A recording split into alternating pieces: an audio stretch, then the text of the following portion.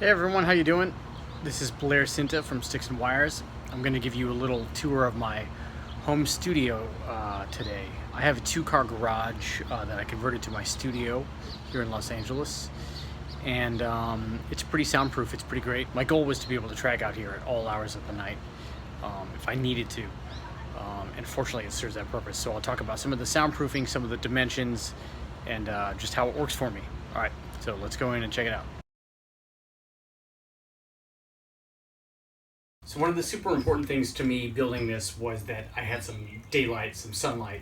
I didn't want to be in a studio that I didn't see the light all day. I had no idea what time it was. So one of the important things to me was to get a front door that has a window. And this window floods, this sunlight floods into the control room and also makes its way into the tracking room. Of course, there is a solid core door here on the outside to shut out all sound and light if need be. Of course, if I'm tracking out here at night, I close both to really block off the sound. But this solid core door on the outside, glass window there. With the glass window, it dampens everything just fine to the outside world. These walls are 1 foot thick. It's double drywall over here with green glue in the middle so those don't vibrate. There's a solid space right in the middle here, air gap, and then double drywall on this side. This 1 foot barrier goes around the whole perimeter on the inside of the garage. So it shrunk the space a bit, but I knew it was going to be necessary to hold the sound in. So when I built the studio, I had owned a small previous studio in a different garage, and it was one big room. So when I built this one, I definitively decided that I wanted a tracking room and a control room. And mainly this was because I had had clients over in my old room and we're all sitting in the same room with drums going. So everybody kind of had headphones, but they were sitting, 3 or 4 feet away from me. And it was obviously, volume-wise, it was very uncomfortable, but just personal space-wise, it was very uncomfortable to almost be performing in front of people. So having a control room kind of serves two purposes. One, a bit of privacy, to be able to be in your own space and just get in your own headspace. And then 2, obviously sound. They get to sit on this side of the wall, hear, listen to the music from the monitors, and then hear the drums coming through here. In this room, it was originally a cement floor. There's carpet over it. It dries it up a lot, which is really great. The ceiling right here is about 9 feet. It goes up to 12 feet, and then it comes back down. It's the same as the tracking room. And then on this side, I made a little space for storage. There's a whole lot of drum heads up there and some guitar cases. But it's great to have, just to be able to throw some stuff up there. It's not unsightly because most people don't even notice it. I have the bathroom out here, which is great. No one has to go into the house to use the facilities. It's right here. Of course, if I'm working late or whatever, I just stay out here and I use it. And that just keeps a whole lot of hassle from having to go into the house, having a home studio business. You're not disturbing family members, cleanliness, all that stuff. So one of the things I wanted to make sure I had from the control room to the tracking room was a sight line for 2 purposes. One, obviously, if I'm working with someone, they can just look back and they can see me. We can communicate through the door. Often I'll have a bass player here that can sit there and we can just look at each other. It's way more musical that way. And secondly, actually from the tracking room, I can see into the control room and sometimes see the screen if I'm tracking, if I need to. So just having that sight line can help musically. And then obviously that sunlight that I've been talking about can come through the front door into the tracking room, makes the vibes really nice. So this side of the control room from here to here is much wider. And as you'll see on the tracking room side, it's wide on one side and it gets narrow where I'm storing drums. I did this for comfort. It's pretty kind of an odd shape, but I knew that I was going to need space for drums on one side and space for just more comfort of having people in the control room when they were over. So It's this kind of weird bubble effect. It works out pretty well for being able to have the drum kit I need set up on one end of the tracking room and storing on the other. And then, of course, in here, space near the control room where people are listening, and then it just narrows near the front door. From this wall to this wall is 9 feet. Gives me a decent amount of space to get a drum kit in here. This one's sprawling a bit. You know, technically I guess I could put a double bass kit in here if I needed to. It is tight, but it works for me. The space from this floor to the ceiling, right to this spot right here, is 9 feet high. Okay, and then the room slants upward, and the very top of the room in the corner is 12 feet. And then it slants back down on the other side. So I get a decent amount of space. I'm glad it's not a flat ceiling, which was 9 feet. It gives me a bigger sound if I need it. Gives me an option of a pretty decent room sound. This corridor in here, where you can see all the drums stacked up, it's like Tetris to move the drums back and forth. It's just something I deal with it. It doesn't bother me. I love getting different drum sounds. So moving the stuff back and forth may seem like a pain in the butt. I don't mind. Most of the time this area is clear. I try to keep it clear. So it makes it easier. These baffles are all wood frames with fiberglass, Owens Corning fiberglass, whatever it is, whatever the good stuff is, to dry up sound, and then just black material laid over the top. They're all different thicknesses. The only strategy there was just my personal space, so the thin ones behind me, just so I'm not backing into them. And I just tried to surround the drum kit the most with the dampenings. So the cymbal reflection was cut down immediately around the kit, so I didn't have a lot of sound bouncing back into the mics. Just try to absorb that stuff as much as I could, control it as much as I could. And they're just, not so strategically placed around the studio. I've not actually had this room professionally acoustically treated, but I know the room fairly well at this point.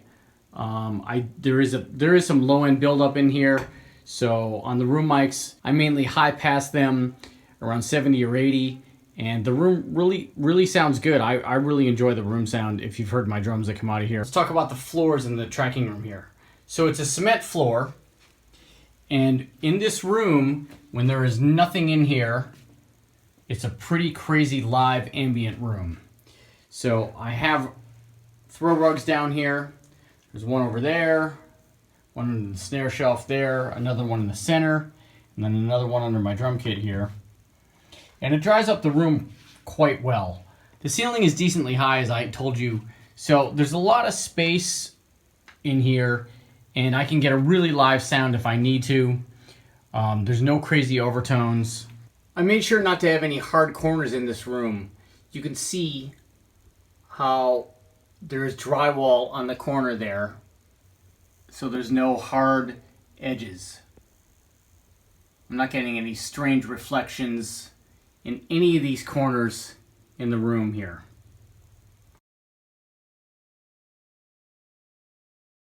I get a lot of questions about this snare shelf. IKEA made these. I bought them around 2010. Unfortunately, they stopped making this size shelf, which is a real drag. As you can see how this top shelf is smaller, this is what they turned it into. But these are about 15 by, let's see, what is that? Maybe 9. So as you can see, a 6.5 by 14 fits in here quite well. Sometimes I stack piccolos, and I just keep something under the snares. I make sure all the snares are turned off, and I keep a little cloth or something underneath them so they don't rattle. But great IKEA shelves. Maybe everybody get on IKEA's website and say you got to make these things again, because drummers need them. Here are the ride cymbals I keep back here. These are mostly crash cymbals in this slot here. Big hi-hats and kind of down to 14-inch hi-hats are in here. And then my smaller and funkier hi-hats down in here. So things are pretty well categorized. I'm overflowing a bit with some chinas and noisemakery things down there. In these bins I have my percussion toys, mainly tambourines in here. try to keep organized. The ones I use the most seem to make it to the top and stay there. I have metallic objects in this middle bin, shingles, strange other things, castanets, not metallic, but they fit in this one. Maracas, big shakers here, and then small shakers back here.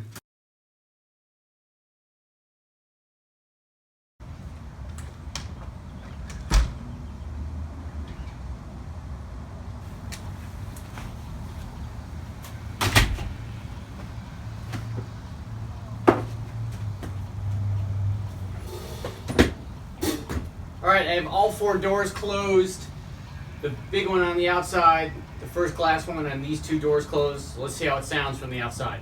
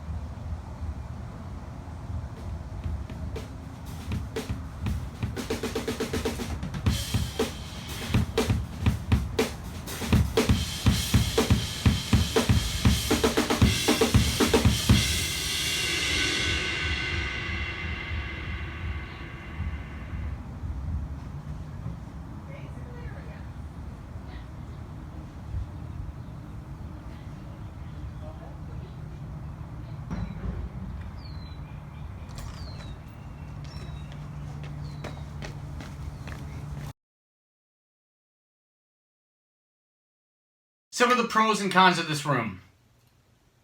I love having a separate space, meaning control room and tracking room. It is a small space, so I'm doing the best I can with it. I do miss being able to have a comfortable environment for tracking live musicians. Let's say, all in one room. But obviously you can't win them all dealing with the space I have. But overall, I'm pretty happy. I feel as though, because of the product that I give out here, everyone's quite happy. It feels quite vibey in here, which I think is the most important thing. Does it sound good at the end of the day? And have you made the environment comfortable, as in, are people happy to be here? Another pro, it's super soundproof. I could literally be out here at 2 in the morning. I have been before, and I can wail away. And I'm not worried about the police are going to show up and shut me down. I did it right, so I'm very happy with the room itself. Cons, I'd love to have more storage.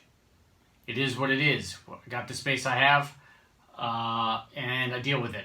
If I keep it clean, it'll be organized. Another thing that I think would be great, to be able to manipulate the sound in the tracking room a little more, just acoustically. Maybe a curtain to help dry it up here and there that I could pull back and forth. Or maybe even some stone or some wood in there, just to change that texture in there. But like I said earlier, I'm fairly happy with the sound I get in there, and every room has a sound. Another pro, the sunlight. I'm super happy that I can keep that door basically open, and I'm getting light or weather. The little that it rains in LA. I love having cloudy weather if there's a change. Having sunlight for me is a huge thing for working through the day. It keeps my mood up.